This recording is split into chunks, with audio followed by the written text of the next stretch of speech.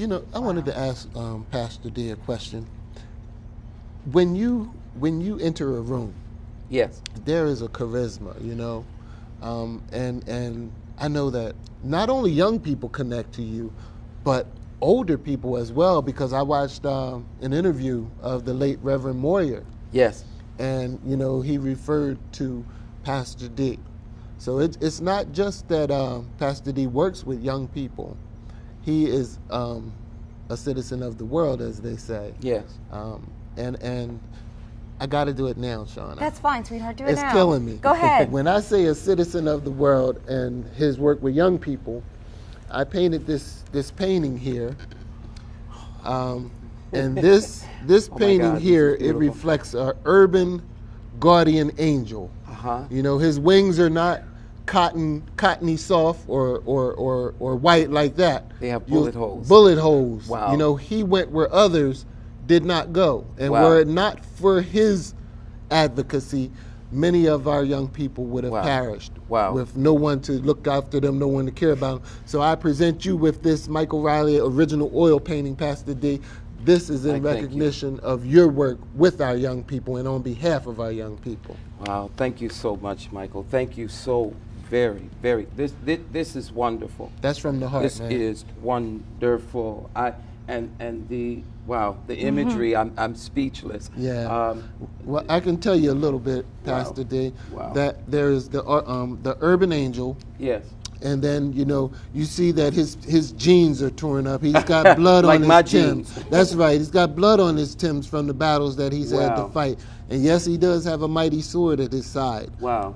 Because he cannot afford to be soft. Yes. And he takes with him his battle experience, but he uses it for protection. Wow. And then you have the kid standing on the Word, which that book on his knee represents the Bible, but you don't see the print on there because it hasn't been revealed to the young man wow. yet. Wow. So therefore, that angel's job is not only to protect, but to educate. So he will have to reveal to that young man whose hair is only half braided because he's still a work in progress. That's the Wow. symbolism of his hair This being is half powerful. braided. This is powerful. So there's Thank a lot you. more to it. Like this, you're so gifted and talented. I didn't even know you were an artist. And thank you for looking into my life. To your question about walking into a room. Yeah. On Thursday, you know, my tour with Bill Cosby keeps me out of town.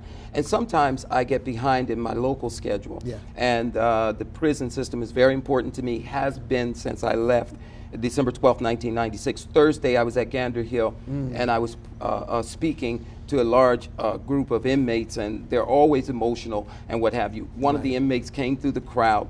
As he came through the crowd, was a big fella. He had tears in his eyes, Yeah. and he raised his hands. He said, "I have to say something to you." I never know what this person is about to say. I don't know if they've heard something and they Yeah. want to say something crazy. I don't know. But I said, "Okay, speak." And he said, "I just wanted to be able to write you. And I couldn't get an address." He said, "Because you know the 13-year-old boy that you went to Christiana Hospital who was in the coma, that got shot in the back, and you laid hands on him and you prayed and you stayed there all night and what have you. You know that 13-year-old boy?" I said, "Yeah, I'm very familiar." He said, "He is my son." And for me, that's what walking into the room is all about. That 13-year-old boy, Yeah. those 40 caliber bullets we were able to take off of the streets of Wilmington that were stolen from police.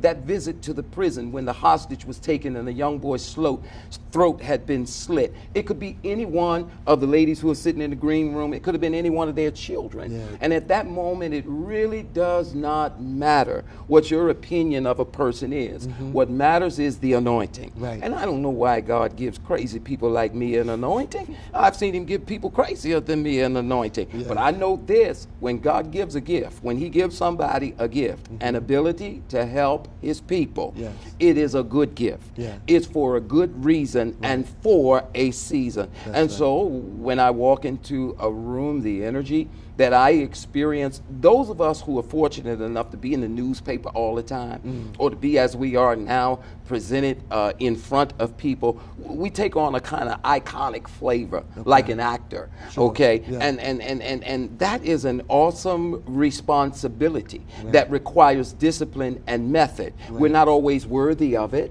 but God chooses who to give that to.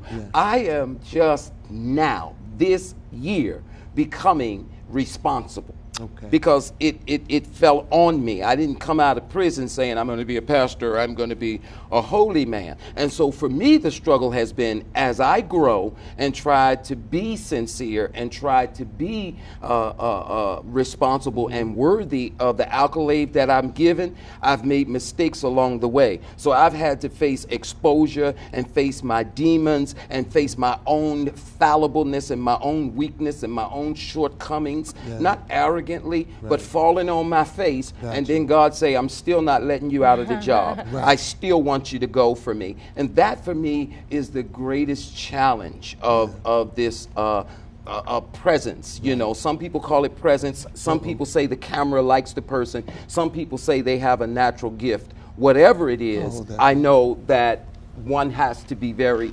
responsible with it. And I know that you have a responsibility to grow up in it. Yes. Nobody just gets it. You know, you see actors all the time being arrested for drinking and driving or what have you. And then somewhere along the line, the Lindsay Lohans of the world, they calm down. They mature into this great status and they become more responsible, or they just go out. You know, I pray, my prayer is that, and was, that God would allow me the time and that people would be patient with me and realize that God is not through with me yet. Because everything that I do, from running for the mayor to pastoring Joshua Harvest Church, on the 28th, I will be in Washington, D.C. With Dr. Cosby, Oprah Winfrey. Everybody doesn't get an opportunity to grace the stage with people of that magnitude. And so my prayer is that people will be patient with me as I try to make that gift something that is good for other people. What is that event on the 28th? The 28th is Dr. Cosby still does stand-up comedy, and they're honoring him at the Kennedy Center, and he and I have become really great friends. He's my mentor and teacher, and so I've been asked to be his special guest. I will be opening the Philadelphia Jazz Festival, Dr. Cosby's part, this year, and I've always told him, look, the one thing you can do for me is introduce me to Oprah.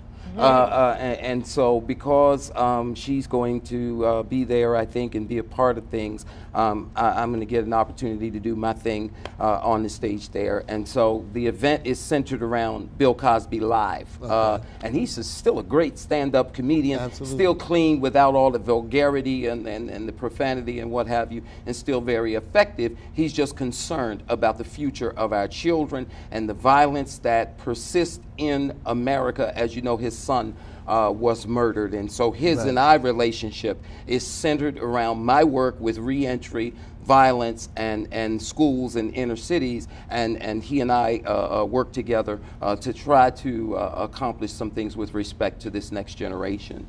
I want to first of all say we appreciate the fact that you represent us well.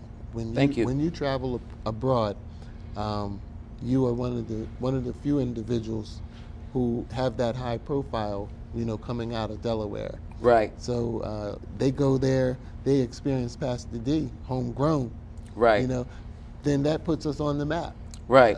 Right. Know? So that's not every day, like you said. It's not every day that somebody is on that magnitude. Yeah. You know, Mike, it's a tremendous responsibility. There are those who react to me as though I don't have a right to dream. Like somebody will say, you have no business running for mayor because they have judged. And then somebody else will say, I sure hope you win. I know that you'll take care of us.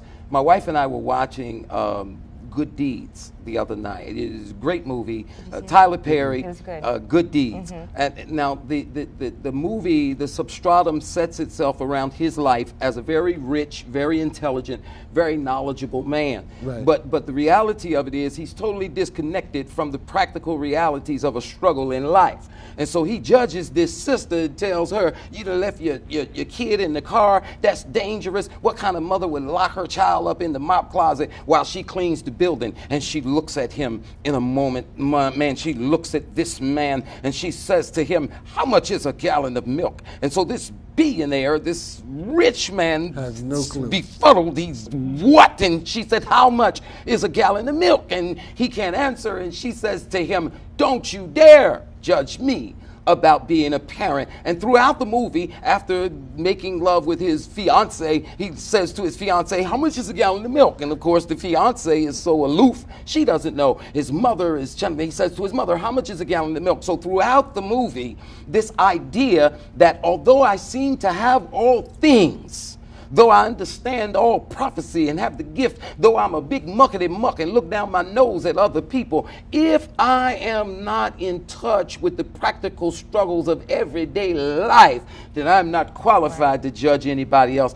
That's why I'm running for milk. Not because I think I'm some silver bullet politician, but I know what a gallon of milk costs. I'm in touch with the problems of people on a day-to-day basis, and I believe that's what this time and this season is calling for right now. Hey, Pastor listen, D, yes. on that note right there. Thank you so much for coming on. Thank you, Mike. I love you. Love you Shauna, too, man. I'm proud of you. Thank you. I'm so sorry I missed the pictures from Well, Africa. I'll definitely be showing them again, Absolutely. and I'll let you know. Definitely. Absolutely. And we hope that you enjoy Michael's I work. love this, Mike. Thank you so much. You're welcome, God bless Pastor. you, my God friend. bless you. We want to ask you at home to stay tuned. During all of the breaks this evening on our program, you're going to be seeing a young man by the name of Jeffrey Iqbal. He won the South Asian version of American Idol. I had the honor of interviewing him on In the Heart a few weeks ago. Wow. Very talented, very humble young man from Delaware. And so during our breaks this evening, you'll see him performing, and I want to just let you know he'll be performing at the University of Delaware next Saturday, and we'll give you information on how to get tickets. But stay tuned. We'll be right back, and we have coming up that very important fashion show. Important that deals fashion with show. sickle cell anemia. Hey, We'll we're be on right back. sponsors.